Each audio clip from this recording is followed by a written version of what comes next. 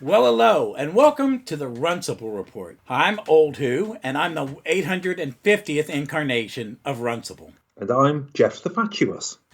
As I said, welcome to the first episode of the new Gallifrey Most Wanted family podcast. Gallifrey's Most Wanted presents the Runcible Report. This podcast is going to be different from the mothership in the fact that we will not discuss specific television stories. We may discuss them in connection to something else we are discussing, but we will not be covering those. We will be covering the big events in the history of Who, such as the Time War, or examining an ally or an enemy, which is the one we're starting with. Davros, as we are going to talk about the 4-part Big Finish audio story, I, Davros. It came out, it was produced and released in 2006. It was directed by Gary Russell and was produced by Gary Russell, Jason Haig-Ellery, and Jacqueline Rainier, and stars Terry Malloy as the warm and cuddly Davros. So, but why don't we get started? Ask Jeff a question, because Jeff, I was having people give me things to watch or listen to watch, and I got bored with that, and so I said, someone give me an audio play, and Jeff chimed in with I, Davros, which I had listened to in 2006, but I think that's the last time I had listened to it. So I listened to it with very fresh ears, and now you guys have another podcast from us because it ultimately led to this. So, Jeff, why did you recommend this? Why is this 4-part one recommendable? It's my favourite Big Finish. Is it? Okay. It is my favourite Big Finish because it does it populates Skaro with a life that we didn't know, and it gives Davros, gives him the motivation, it gives him the impetus and the reason for the Daleks coming about in the first place. It gives us that necessary key ingredient to be able to view an out-and-out villain with a little bit of, if not sympathy, then at least understanding. Empathy. I agree. Empathy. You should be a villain. Any character in a play, film, TV. You should have some. A villain's no good if you don't understand why he's a villain and you have empathy for, oh, that's why you're a bad guy. Even Lex Luthor, like that kind of bad guy. And that, Davros is the Doctor's Lex Luthor, or his Moriarty. He's, not his Moriarty, because that's definitely a master thing. But no, I mean, he's empathetic. And it also, for me, that thing about I think it adds to Genesis. And I watched Genesis before a couple days ago to refresh that. Is Genesis is a great introduction to a villain, and all you need to know that he's a scientist and he was wounded, but he's like a Bond villain more in a way. You know what I mean? I am the villain. Yeah. This is my screwed up, overly complicated plan, and here's my secret weapon, kind of thing. But when you see this, it's more like you see something's wrong with him, even as a kid. The injuries. Yeah. Oh yeah. He's Rory Jennings, who plays young Davros. He gives a very cold performance. A very good performance. That's why I didn't recognize it, because Jeff had to remind me right after me and Vic had recorded right before we talked about the Idiot's Lantern, before me and Vic recorded about it, and Jeff had to remind me that this is the same guy. So I went back and listened to it and went, oh, wow, that is his voice. 2 totally different characters. He's very good in the first one. I think each part has a different thing I like about it. And let me point out, it's 4 stories, and I like how they titled them. Number 1 is Innocence. That's the one with the young Davros. Number 2 is Purity, which they start to... The racial purity and the mutation thing all comes in there. And you see Davros as a young man going on a mission. You have Corruption is the 3rd one. And how his maniacal mom, all the corruption leads up to... I take it as corruption of the flesh. Because that's when his mom melts. She kills that guy. It's a pretty gruesome... I listened to that again and went... Man, that is horrific, because they're letting me imagine what the hell's going on. Yeah. They just give you some what's happening to your face and the sheer terror in that actor's voice. And then oh, so good, so good. And the final one, guilt, because you get right up to when the first Dalek speaks at the end, and he's full on gone, and Nyder's back, which is always, yeah, Yeah. Nyder's back. So Always it's good to hear Peter Miles turn up and it give a. just, Do you know what? And he doesn't sound a day older than he did in which is, 1975. I have a problem with some Big Finish actors. Sometimes it's like You can hear the age has crept up poor, on them. yeah, poor Carol Ann Ford, because she's always got to play teenage Susan. But Yeah, she's great yeah. in Susan's War and the short that. Because she Well, gets to play older Susan, yeah, so she doesn't have to force her voice yeah. to try and replicate that teenage. Katie I Manning mean, can. my, Katie Manning can almost do it. I mean, she does it better than she masks it a little bit. but she can do both Joe and have you heard her third Doctor? Her third She's doctor's fantastic. third doctor. Yeah, no, I do. I do. I'm becoming more and more. I think watching those last three Katie Manning stories reminds me she's not my favorite, but she's not my kind of companion. I kind of like, I mean, it's weird. She's just not one I like, but Yeah. I'm enjoying these more, and I love the Green Death. I do think it's probably one of the best finales in the original show. So Oh yeah, definitely. it's a heartbeat. But back to Davros. In that first one, I really liked it. I liked. There's a great guest cast in all of them. Richard Franklin plays Colonel Nasgard, who thinks he's Davros's dad, but Davros's Yes. mom is very. I don't know if you'll get this one. Angela Lansbury in The Manchurian Candidate. Have you ever seen that? It's a Sinatra movie, Yeah, and she's yeah, she's younger than all of them, and she's playing their moms. I mean, she's like yeah. 30 in that movie. Something obscenely, like way too young to be playing that part. But she's just, I'm controlling my boy, creates a monster. And who plays his mom? It's Carolyn Carolyn Johns. Jones. What is she famous for over there? I know the name, but I don't know from what. Do you know what? I don't really know. Let's have a quick look for you because I know the She name, but I've sounds never. familiar. For me, it's probably I'll some, never. huh? I'll never when I see her. I'm sure I shall. Let's have a look. I'm Carolyn assuming Jones. sitcom actress.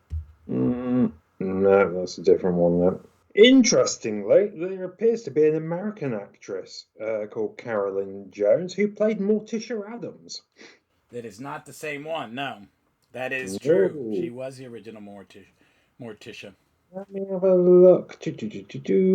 UK. Ah, there we go. She was in a British soap opera called Crossroads, according to Hasn't this. everybody been in Crossroads though? Yeah, I think so. Yeah, well, she was born in Vancouver, interestingly. Passed away in 2018. Let's have a look. I mean, she's excellent as Calcula. She is.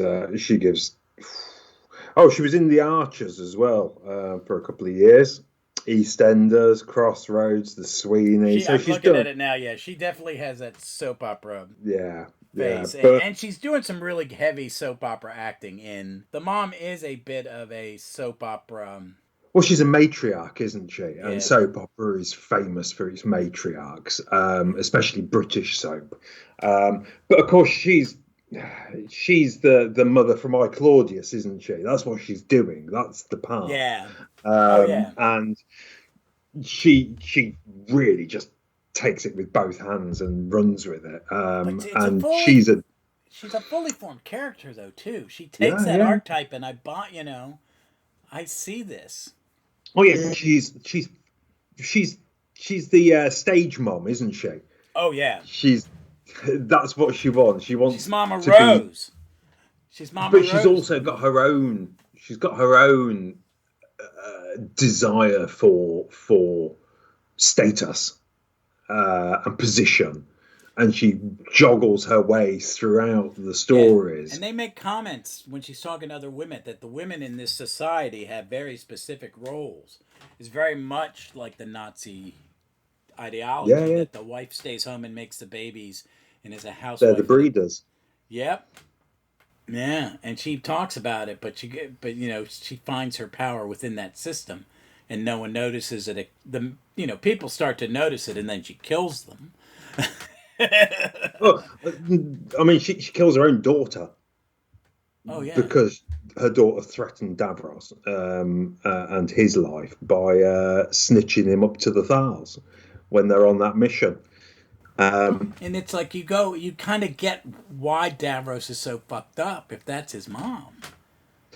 well, I was thinking about this. I mean, to be born into a world that has been at war for as long as your family can remember, and as long as your sort of like living memory and longer, you're not going to be breeding stable, well people, are you? No. Oh no no no no. It's a societal level of post traumatic stress disorder. The entire society's got it. Yeah, I work with a gentleman who is a combat veteran who has post traumatic stress disorder. And about 2 months into COVID, he walked into my office and where he's like going, "You're all right." He's just because was having a bad day, just checking. And I'm like going, "It's like, nah, man, I feel post traumatic stress." And we're joking. It's like everybody in the hospital will have it when we're done. yeah, We'll yeah. have it, and it just because of the group. Because and that's I kind of empathize when listening to this on this last re-listen about it kind of because I was like, oh man, they're all messed up. They're all like you saying. It's this they live in this messed up world, and it's messing them up, and it's getting Mm, worse and worse because we're seeing the spiral into where it's just the final two domes in the wasteland. yeah, You yeah. know, this is And we're where we seeing come the in with ends of Genesis, yeah. every episode. There's less of their society left Yeah, to I the mean at point the to start, I mean they're able to live in a villa by a lake, yeah. and by even the second episode, that's gone. That's not a luxury that anyone has anymore on that planet. So it's quite a rapid um, acceleration of events as well towards the end. Um, yeah, I mean it's fascinating seeing a world disappear in front of your eye or in front of your ears. Yeah. Well, and I like it because it's a different society than the Daleks. We're seeing the end of the Khalid, the death of the Khalid race, and Yeah.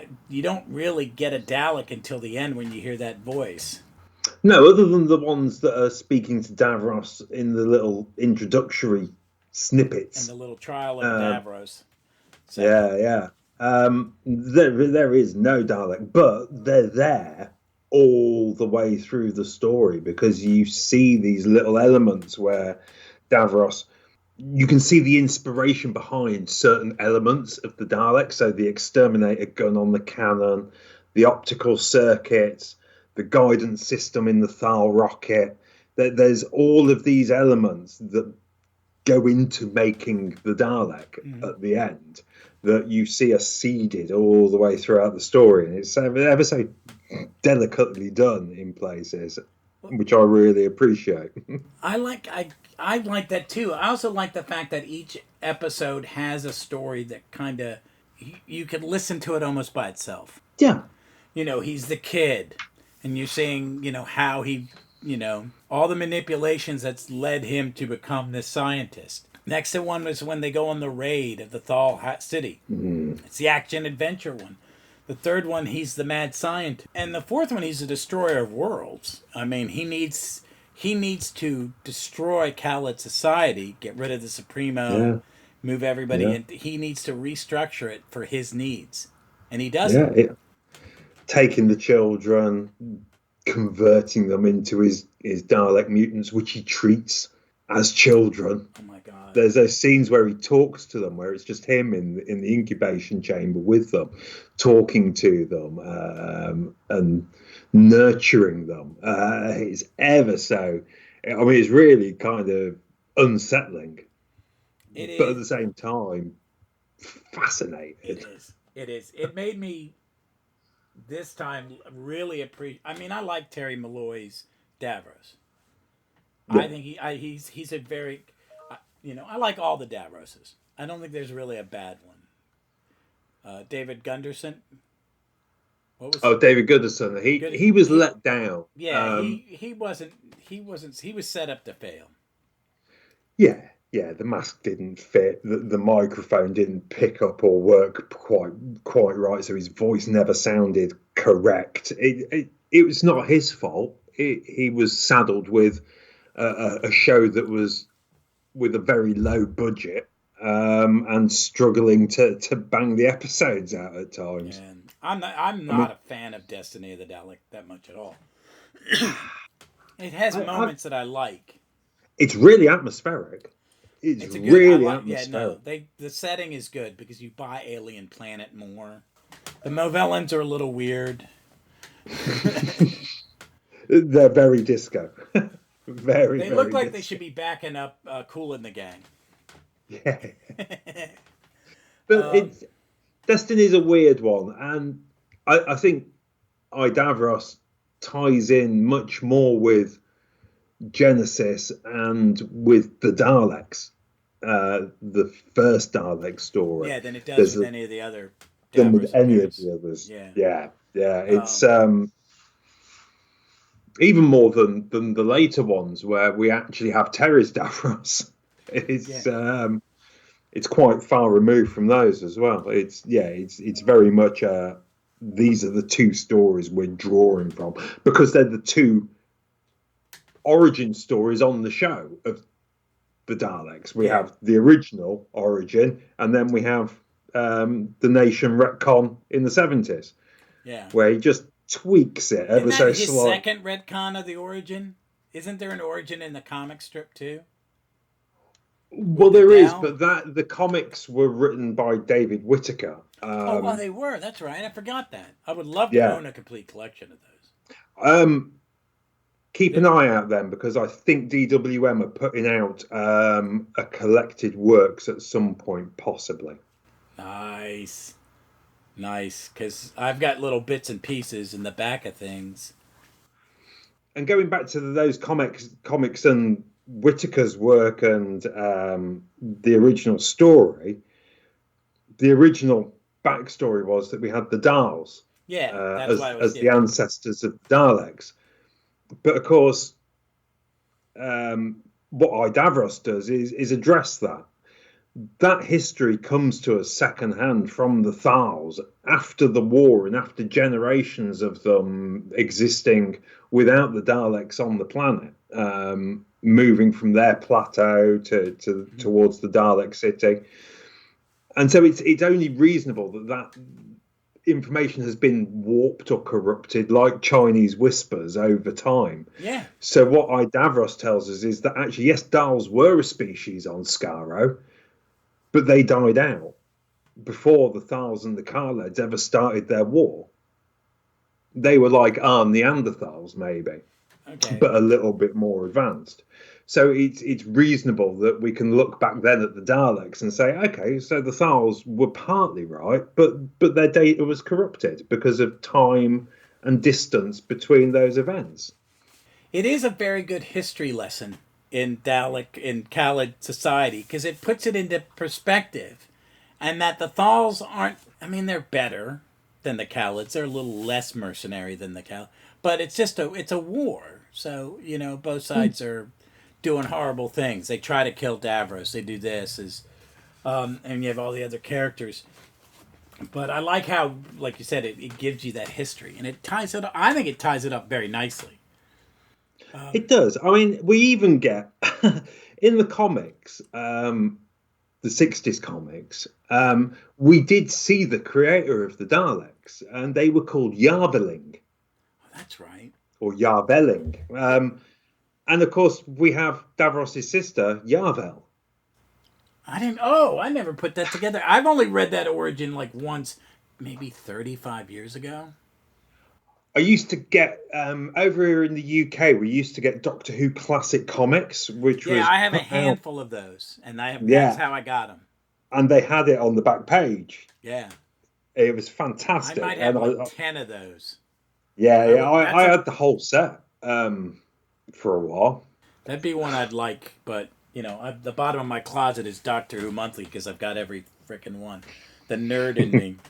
What I like about this is with all the Davros stuff that's come after it, it doesn't change any of this. This is so nicely tied up that Gary Russell did a good job setting this up. That this is what we're doing. you could do any number of things, but if you listen to this going into Genesis, it fits perfectly. And then if you look at the Julian Bleach Davros afterward, that's come out since it, or Terry Malloy, all Terry Malloy's great work with Big Finish's Davros, you can tell it's the same guy. You know what I mean?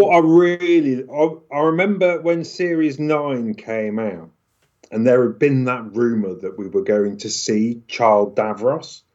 Yeah.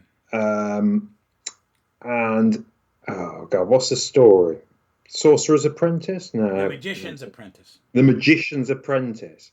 And I like the fact that actually that doesn't interfere with Davros in any way, shape, or form. Yeah, because it's a little kid.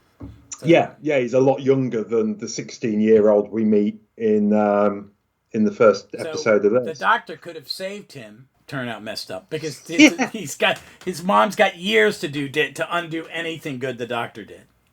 Yeah, exactly. Yeah, exactly. So I was really relieved that it didn't interfere with Davros, because for me, this is the canon of the history of Skaro. I think this is definitive as far as I'm concerned. I am the same way. I like this. But I'm a huge. For the most part, I could make any Big Finish canon because I like it, and it's well done. It's like, how do you squeeze everything in? Well, you don't. But most of it. I like I like the fact that we can use the Time War as a handy get out for everything, because it just rewrote the timelines. Yeah, exactly. Easy. There you go. Sorted. So how can the Doctor be Villa Diodati twice, as the 8th Doctor and the 13th Doctor? Well, Time War. It rewrote the timelines. Sorted. I'm fine with that, because I'm keeping both, because I do like the Mary Shelley ones. Yeah, I do. Especially I love the Turk. What is it? The Iron Turk? Oh, the Silver Turk. The Silver Turk. Yeah. Well, we're getting into Cyberman territory. But that's our next episode. But let's talk about some of these. I love Richard Franklin. He's fantastic. He is. Mike Yates is Mike Yates. There's only so much you can do. I watched The Green Death though yesterday, and he's really good in it. Yes. He's very good in it. And he's going to be good in Invasion of Dinosaurs. And in Planet of that's Spiders. His story, isn't it? Yeah, and Planet of Spiders. That's his arc. Yeah. I think that those are my 3 favorite Mike Yates ones. I think I've always had a fondness for Day of the Daleks, because it was the first video I ever bought back when I was 9. And he has the immortal RHIP line, rank has its privileges. Yes. So I've always liked him since then. They're a good family of actors. I forget that Benton is not a character I really care for, and it's not John Levine's fault or whatever. It's just there are just so many people. It's like it's Doctor Who, so I'm focused on the Doctor, the companion, because they're always kind of cute, and the Briggs around. So why would I care? There's not, but he's good in that. He's got some good action scenes in Green Death. And he's fun. John Levine's funny. He can play comedy.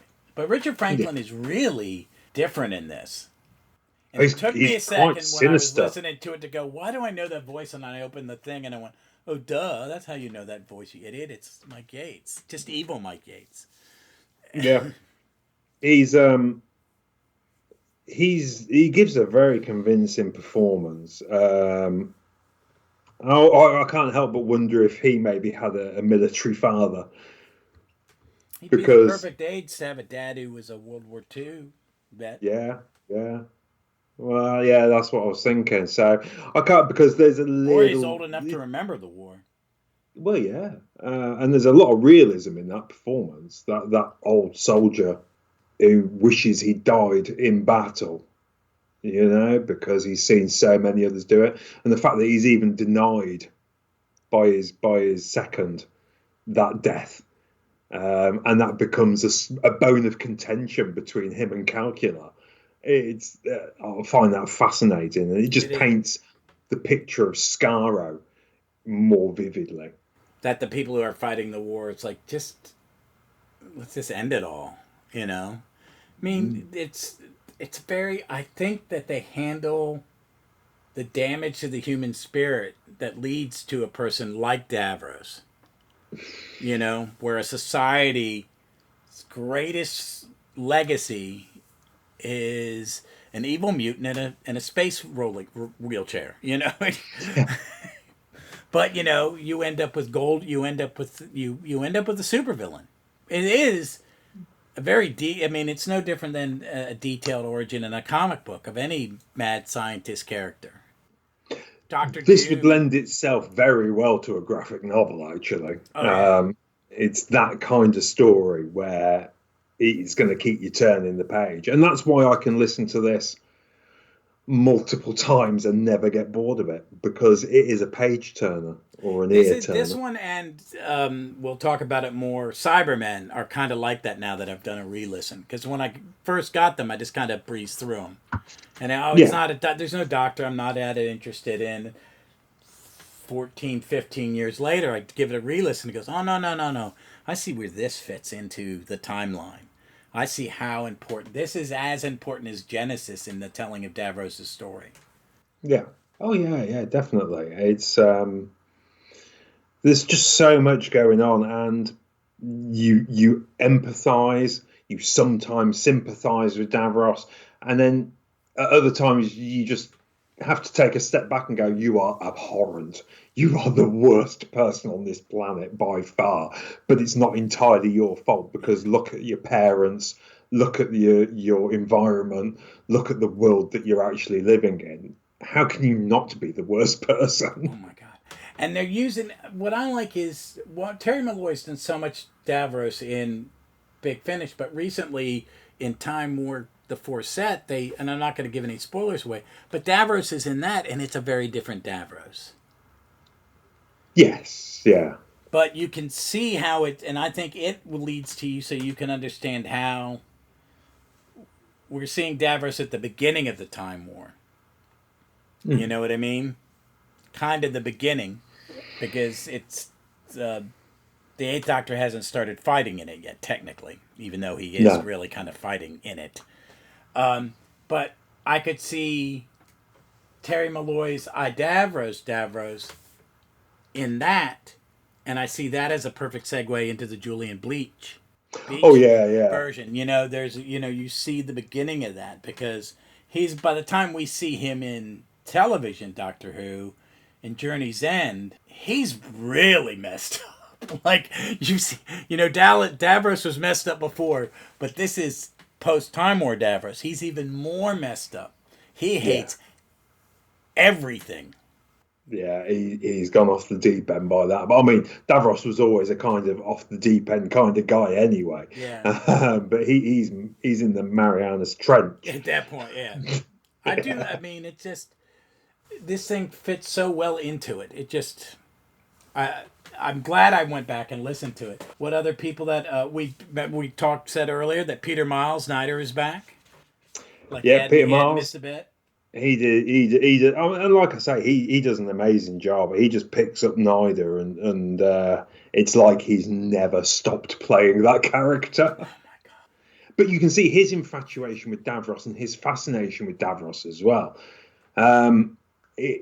It's interesting to see their beginning, so that we can understand Genesis and that bond that the two of them have together, just a little bit more deeply. And that it's deeper than villain and henchman. Yes. I mean, Davros owes him his life, and he knows that. And he is grateful for it, because Davros is still a man. He's not a Dalek. And that's the important thing to remember, is he isn't a Dalek. He hasn't had those surgeries to remove certain sections of his psyche. He is still a person, as scarred and as crippled and as away from humanity as he can possibly be, but there's still humanity there. And so he has loyalty to certain people, as long as they have that same loyalty back to him. Yeah, the soldier's ethic, you know what I mean? Comrades in arms. What I like about that made me just think about that throughout this, he's becoming more Dalek-like on his journey to to creating the Daleks. Also, that all these things that he's taken away from them are things that don't work in him. He doesn't Yes. understand mercy. He doesn't understand love. All he understands is we must win this war that we've been fighting for generations. So he takes all of these scars of himself and scars the Daleks with them. We talked at the beginning about having a little bit of empathy and understanding with Davros, but he doesn't have that with anyone or anything. It does, yeah. He's so damaged that it's just he's a sociopath. So I he's mean, creating. he's the 16-year-old that can stand and watch his tutor mutate in his own radiation chamber at his hand. Oh yeah. As an experiment. Oh yeah. Everything's a test of, and everybody he meets, takes parts of them and sticks them in Daleks. He's like it's really creepy. He uses his sister, he uses his mom, he uses anybody who dies. He takes their body and starts experimenting on it. Yeah. It's because he is. I suppose he's textbook psychopath, isn't he? Yeah. Oh yeah. I think he's all of those. He's a psychopath. He's a sociopath, and I never can tell the difference in those things. But he's probably just both. I mean, but what's great about the story is you have empathy for him. Yes. You do. You do. You kind of go, oh, no. Oh, wait a minute. Dude. Whoa. That was unnecessary. Oh, I feel sorry for you. Oh, you're you're harvesting stuff from your sister's dead body. You sick, twisted. But it's all within the character of Davros that we've learned about over the years just from watching the TV program. There's nothing in Davros, and this is where it's skillfully done between all of the guys who contributed to it in writing it. Because I think there's 4 writers on it. Is that right? Russell put it all together. It was his project, and it's Lance Parkin, Yeah. who I like, Scott Allen Woodward, who I don't know. Okay, that was 3 and 4. Sorry, let me go back. Episode 1 was Gary Hopkins, and episode 2 was James Parsons and Andrew Sterling Brown. None of these people I know other than Parkin and Russell. Lance Parkin I know from, we were talking about the chronology book. He was the writer of the very first one. Yes. And now someone else is doing it. But he's written some good Doctor Who books. Can't think of one off the top of my head, but I remember enjoying his. But there's clearly an understanding between all of them of exactly who Davros is, where he comes from, and how we need to go about it. It just fits naturally. I think Russell did. I can't imagine a different story. Yeah. I think Gary Russell and I'm probably assuming that Jacqueline Raniere, because they both were script editors on Modern Who. Yeah. And now he produced Fury of the Deep animated. Oh no. But they know their stuff. So I think when he planned this, he was very probably, you're writing this one and this is what I need. He went to because Lance Parkins, if I remember right, writes pretty dark Doctor Who. And him writing that first kid one kind of makes sense. Yeah. Yeah. But but I think he kind of took these writers and go, I need plot point A, B, C. And they brought something together that it seems like one person wrote it. It really does, yeah. It doesn't feel disjointed in any way, shape, or form. We have a continuation of character and characters throughout the whole thing that just fits. It's there's no sense of multiple voices being involved in this. No. And it's like they create a setting and they all stay in the setting. So they, it's like what they call in television a house style. Like they don't hire directors. We don't want directors that are going to shoot something totally different. Yeah. You're going to need to follow a formula. It has to follow a formula. So one episode can feel different, but look the same. Yeah. It's presentation like in fast food where they want every sandwich to look identical. that has nothing to do with how it tastes. That's all presentation. And sometimes in TV, unless you're allowed to experiment or like do anything different, you know. But this one, it definitely that feel. It is just solid. It also strikes me as the old movie serials like Flash Gordon, and you know what I mean. Yeah, It does. yeah. I like a good episodic story. I like, growing up, everything was one and done on TV. One story. Even Doctor Who, a story, doesn't have ramifications to the next story. No, no. I mean, you had your episodes in a story up to 12 in some cases, 10, 12, 8, 6. But it was a contained story. And once they finished that, they're off to the next adventure in a completely different place, time, tone, setting, feel, characters, Mm-hmm. everything. So it's whilst you do get a bit of that serialized feel, you also suddenly lose that as soon as you go on to the next story Oh yeah, and then I pick it call up for that one. the Great Reset thing. Star Trek uses it a lot. Where okay, we've had this, and our character's gone through this heart wrenching thing, and then the minute the thing's over, he's happy, and the next episode, it's like, okay, you should really be far more messed up about what happened last episode. This is why I like the first Doctor, because his first season pretty much runs story to story to story, and you see the beginning of the next story at the end of the previous. You There is too. no real delineation between those stories. Yeah, it is like one, and I think that's how they originally envisioned it. That it would be on every week, and it would be Yeah, like that. Also, what I like, it allows from, especially when you get up through Vicky leaving, and I'm not saying it doesn't, you see a change in the Doctor caused by the different people he interacts. He's not always the same guy. He becomes friends with Ian and Barbara. He's a grandfather to Susan. He's a nurturer or a father figure to Vicky. yeah, You know what I yeah, mean? He's much more tactile, and like, I need, because he misses Susan. And here's someone who needs him again, like Susan did before they met Ian and Barbara, and she became more independent. yeah. And then Stephen, it's very much, you go from the angry alien and his granddaughter to the you're seeing. I think you're seeing more so than even in modern Who, and this how important the companions are to the Doctor. There's something about this that where with the first Doctor in that season you're talking about, like the first two seasons almost, that there is a continuation, and so the Doctor changes over a long period of time to become. He's not quite the Doctor we know from two on. You know what I mean? No, because he has an arc. He has his Yeah, own yeah. He has a very story arc. He unique has arc, but then character development. where the others just come in and I am that character and stuff affects me, but I'm always the Doctor and I reset to, whatever whatever the actor's baseline is. But there's a reset Yeah, I behind mean, him. Troughton lands on the second Doctor quite quickly and quite easily, and then he is the second Doctor from there on out. I mean, Tom Baker just hits the ground running, and he never really differentiates or changes from being Tom Baker as Doctor Who.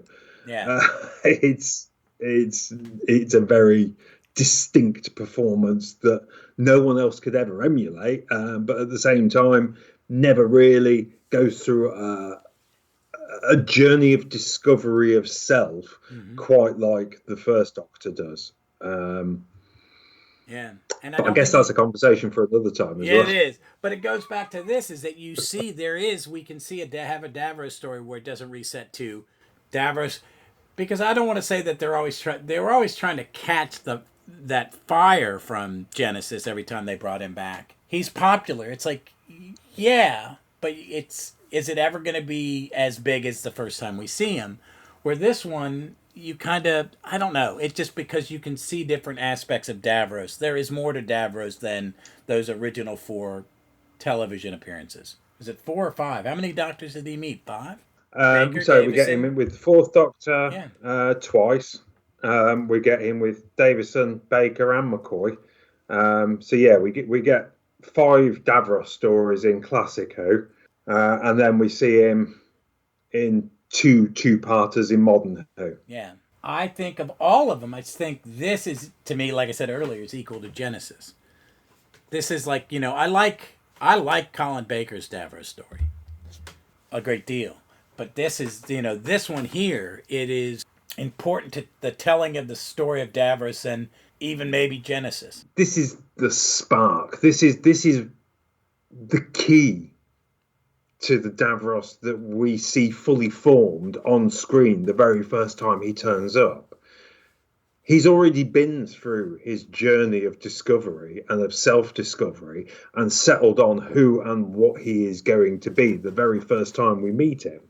He's established, he's set, and he never really developed from that. He's just Davros.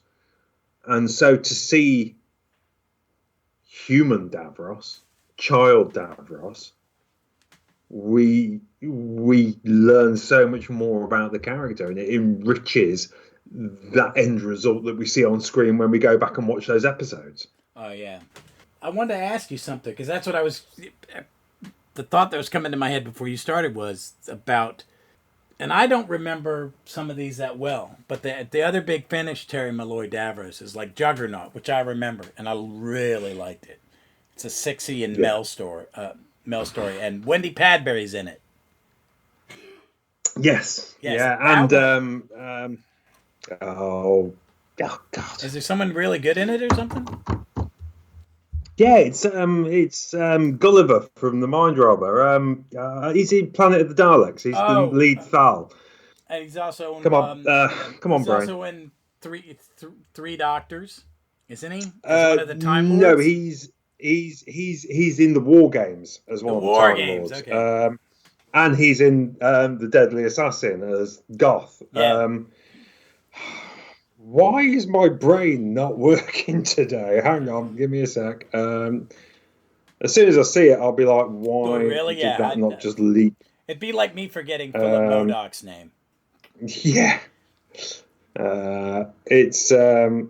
It's a sign of getting older and getting more tired, I think. Bernard Horsfall, thank you very much. There we go. I heard it in my brain as Borschfeld or Boschfeld was the last. No, he's so good. Yeah. It's there's so much good. I mean, Davros was the first one that they did with Terry Malloy, Big Finish. It's been so long that since came I've heard before Davros. Yeah, I haven't heard. I don't remember it, but I haven't listened to it probably in 15 years. But I love the Master. I've listened to that Master one in that Three Villains one a bunch, because that one's kind of what the thing with Davros is it seeds scenes from Davros, which didn't even exist as a story at that point. So we get these little flashbacks that tie in. So we hear Shan, we hear Davros interacting with her. The scenes where he goes off and catches the rats with her, which I could have sworn was in Davros, but it isn't. Wow, I'm gonna have to go back and listen to that. I may have to do that. It's worth it. It is. It makes me want to kind of just watch Davros in order. Listen to all the follow Davros through his timeline, watching the stories in the order in which they happen. Yeah, because you've got so you've got Davros, and then you can flip to Davros. There's the Davros mission as well. Yeah. Then Davros, the Juggernauts, and Curse of Davros. And then Terra Firma with the Eighth Doctor. Okay. I do like that one. It's dark. Yeah, it is. That's a really messed up one. Because we find out he had companions before. Yeah. And he's got no memory of them. And they have... Yeah. It's... Because that's... As soon as he comes back from the Divergent Universe, the first thing he does is walk into a room full of Daleks and Davros waiting for him. See, Oops. That's a very modern Who thing. What's been called? Oh, crap, Daleks. Of course it's Daleks. It's always Daleks. I would recommend this to anybody. I mean, I'm a Big Finish nerd. I'm a Davros nerd. I'm a Doctor Who nerd. But I think this is well worth it for everybody to listen to this. Let's get it. It's cheap as heck at Big Finish, too, because it's old. So it doesn't cost near as much. Get it. listen to it and then watch Genesis. I think you will really enjoy it. I think you will find an appreciation. I'm very much the modern Davros popped up. My favorite actor for Davros was Michael Wisher. Terry Malloy now is kind of second, third. Him and Julian Bleach, whoever I've seen recently. They kind of jump in my... But it's always going to be Michael Wisher as my favorite. But if you want to get some, enjoy... Really, you could really appreciate it. How much Terry Malloy is given to the part. How much of Davros is him. He's defined it. Yeah. Me and Vic I saw think him. I think since the classic series ended and he was the standing Davros, effectively, I think he has really defined the part and given it a life of its own. Oh yeah, and as much as I like Julian Bleach's, his is it's a great performance, but you don't. Davros is messed up, and then you see him again and he's still messed up. He's just different messed up. But he's Davros, and he does the voice so well.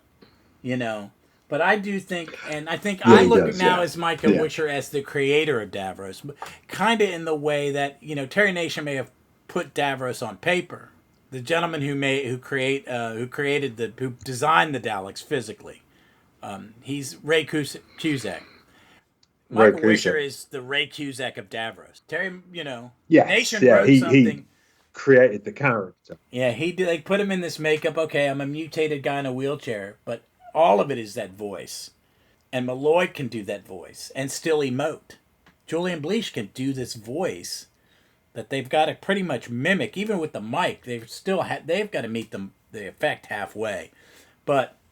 And Wisher created it, but it's definitely the bulk of, when I think of Davros, I'm seeing Terry Malloy. I'm at least hearing his voice. Yeah, I do. I mean, he was my Davros growing up. It was 4 years from me starting watching Doctor Who until I got my first Dalek story, and that was Resurrection of the Daleks. You get the 380s which ones, which I think are all impactful. Yeah, it is, because I like all three of those Doctor's Dalek stories. So that's Davros, folks. We didn't do synopsis like our sister podcast. It's more going to be an open discussion of what we like, except maybe when we get to the Time War, because I think we're going to do some research on that one and try to tell you the Time War story in order as best we can. And there's new Time War stuff coming out that we'll have to insert as we go down, because they have announced the Time War, the beginning, or the War Doctor. I can't wait for this. Yeah. I really can't wait for this. The Big Finish released the little teaser on Twitter, and I guess on their website the other day, and I nearly swallowed my tongue. I was that happy. It's ridiculous. It was one of those things where I'm at work and I'm drinking my coffee, and it's very early in America. It's like 6 a.m. It's how I got my Big Finish action figures the first time, because I just happened to be flipping around and I get a message when Big Finish empty thing, and I saw that announcement, and then I immediately went to Twitter and I was like, they're not joking. They're not joking. And the guy sounds amazing. I'm going to do some homework. He's done the voice before. So, right? Jonathan Carley, yeah. They did a thing where it was all of the Doctors, and it was a kind of poem thing. So we had Siobhan Gallagher and a few other guys doing the voices of all of the Doctors, and we got to Jonathan Carley as the War Doctor, and he's not doing an impression. He's doing his interpretation, I think, but he just hits those tones of John Hurt so nicely. I'm a big fan, and I'm really looking forward to it. I heard that clip and it freaked me out, because it sounded like young John Hurt. You know what I mean? Yes. You're doing John Hurt, but you're doing John Hurt 1974. Yeah, you're doing Alien John Hurt. You're doing. He's, to me, that. Have you ever seen a movie called A Man for All Seasons about Thomas More? Yes, yeah, yeah, yeah. Yeah, and he plays the guy that turns Thomas More in. I love that. I Yes. love that movie. That's a play I always wanted to do as when I was an actor. Was that and The Lion in Winter?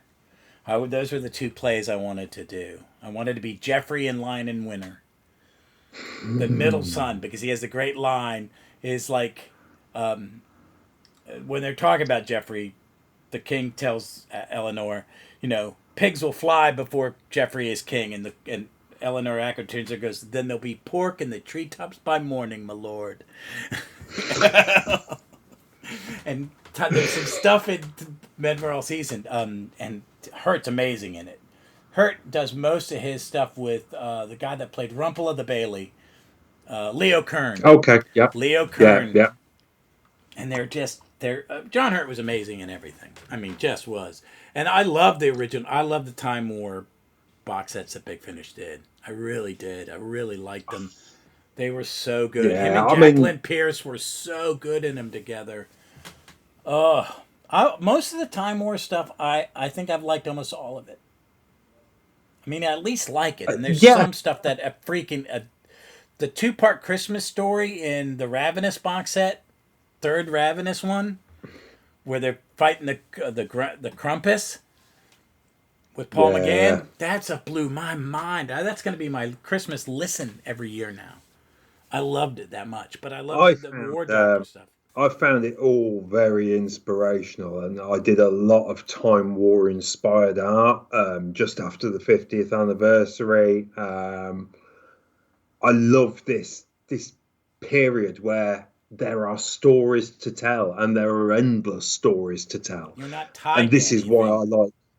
Yeah, exactly, and this is why I really like the revelations of the Timeless Children at the end of the last series as well, because all of a sudden we've just opened up a whole vista of new stories, of new directions, of new tones and things that we can do as Doctor Who fans, as people who are inspired by Doctor Who, as storytellers, as artists.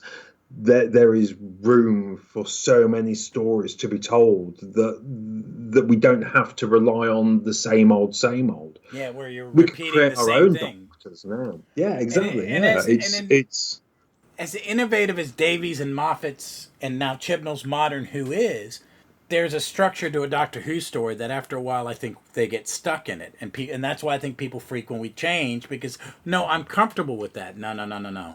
You were comfortable with Tom Baker, and then you got two doctors down, you got a different one, but the gap. I mean, there's a huge difference between original Doctor Who, the TV movie, how Doctor Who was delivered to us in the wilderness years, and then modern television Who. But yeah, there is the same deep inside structure, and I think with Timeless Children and with Big Finish stuff, doing Time War and Davros is there's a way to insert a different narrative type or yeah, something. You add something to that substructure, and then you can still tell Doctor Who stories, but you can tell a whole bunch of new ones that you couldn't tell before. yeah, You know, exactly. I think I think you have to embrace these things as solely positive, because if you don't, then you allow yourself to be stuck in a quagmire of same old, same old. yeah, You have to embrace the changes, and you have to look at the positives that come from those, even if you can't immediately see them. You don't have to be able to immediately see them. You just have to be able to accept that actually there can be exciting things come from these changes. oh yeah, And that's the important thing. You have to be open to it. And if you aren't open to it, then you limit what you can get out of it, I yeah. think. I think it's true. And the biggest thing we have in fandom, in any fandom, is gatekeeping. And the worst people we gatekeep are ourselves. You know, Yeah. we do. What I like, I mean, I like Doctor Who in any form. I'm one of those people. Just give it to me. And there are eras I don't really like. You and me probably don't agree on a big chunk of Who, and we've talked about it. There's some Well, that yeah, we exactly. don't, but we both appreciate how the good parts of it. I still will watch a bad I pick on Colin Baker. I feel bad because I pick on his TV, but I love Colin Baker's Doctor. But some of his TV, it's like I just want to beat on you about it. Vic said she liked Time Lash when she saw it the first time, and I went, and in my brain, I went, "What? You're the one that's always trying to get me to read real literature and stuff. She's been trying for 35 years to get me to read The Lord of the Rings.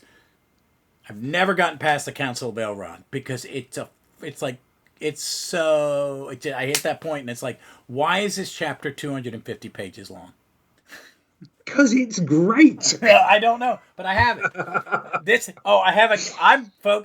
I've got to have some surgery tomorrow, the day after we record this, and I found out I had a little gift from Amazon, and since two of my nerdiest friends who I share nerd stuff with, Jeff here, and then my buddy Ken, who both have said you'd love Dune. I bought the first 3 Dune books. They will be in. I'm going to try to start reading Dune while I'm in recovery, as a gift to you and Ken. It's like because Ken's been telling me for 30 years to read Dune. Yes.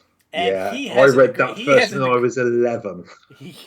I think it's his one. It's like my science fiction series is really Riverworld by Philip Jose Farmer, but it's more Edgar Rice Burroughs than metaphysical. It's more an Edgar Rice Burroughs adventure novel.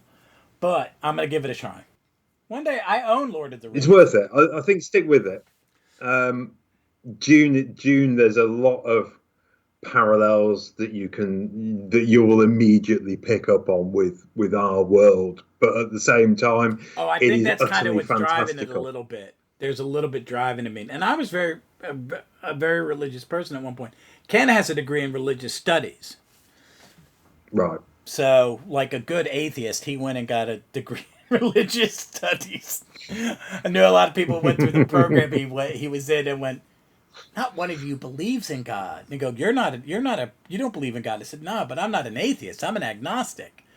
I don't have the cojones to tell you what and what does not exist in this universe with 100% certainty. You know? I don't believe in all the magic stuff the magic part of it, but you can't prove a negative. Can't prove there isn't something. You can only prove there is something. That's why I follow science, because I can prove you. That's all. You have to test it. Yeah. Religion. Science is quantifiable. That's why it's science. Is not. But the hard part of religion, as someone who was religious, is I don't have that amount of faith that I will say I believe in something without seeing it. I used to believe that way, and then I met certain kind of Christians, and I don't want anything to do with any of y'all.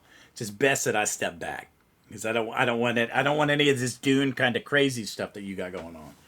You know, but I'm gonna read Dune.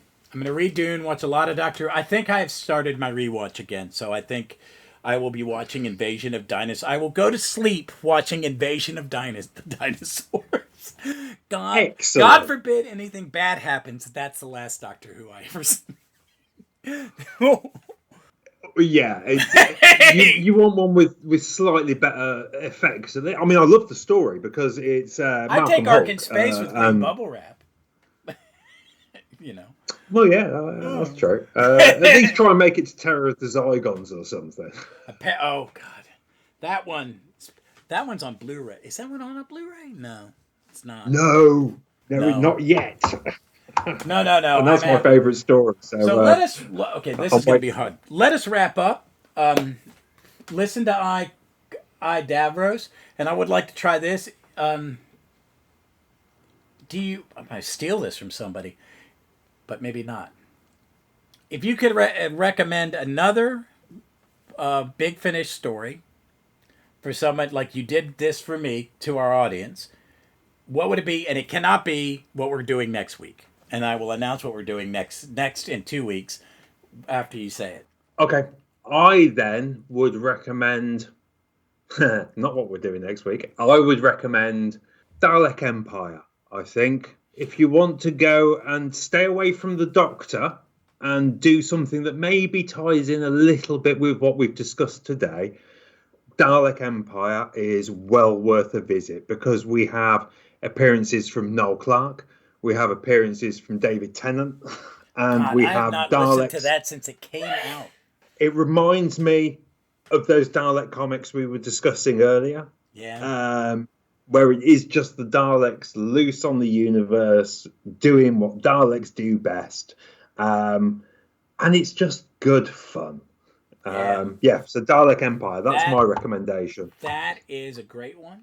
I think that's a good one. And mine would be, I'm going to go out there with... You're having a Bernard Horsfall moment. No, it's the one about, it's the 7th Doctor Ace and Hex, and it's the one where they meet Florence Nightingale. And Hex is a nurse. Oh, Angel of Skitarii. Thank you. Well, that's mine too. The Angel's Guitar. It is a timey-wimey. I love Hex as a character, and I love that arc in the 7th Doctor, Ace and Hex. It's a very different 7th Doctor. It's a very different Ace, because she's the mature one, and there's this unrequited love between the two of them that just turns into their friendship naturally without any of the jealousy. And he's a character from a great series that I liked about the Lazarus Project. But it's just, he's a nurse. So you get, oh my goodness, your companion has a profession and he gets to do it. Yes. And it's set in an... Unlike poor Mel. But it's such a wonderful story. You can listen to it. There's enough of briefing at the beginning and that you know where Hex's journey is at this moment and where it's going to. And Philip Olivier, who plays him, is wonderful. It's wonderful. It's well worth it. Well worth it. He's very real in his performance, isn't he? He's very down to earth. Him and Sophie are very good together. And that they keep the Doctor... The Doctor is mentoring them, but he's the manipulative Doctor, and he's pushing them, and the stories can be about them a little bit more. You know what I mean? Yeah. And the stories are very much about Hex. They allow him as an actor to take center stage a great deal in these stories, because a big chunk of the plot in him revolves around him, and he's there for that challenge to where all my crap is important. So those would be our recommendations. So that's it for the first episode of the Runcible Report. We will be back in 2 weeks with the Cybermen.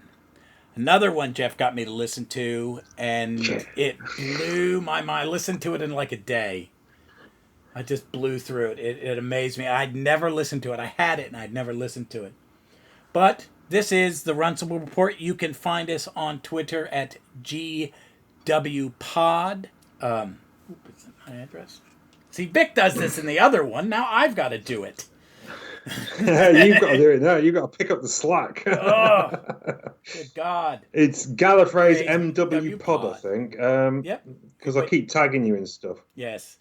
Gallifrey's MW Pod. You can catch us there, and you can catch us on Facebook. Twitter is where I spend most of my time. We have, as Vic likes to say, until next time, we will see you somewhere in space and time.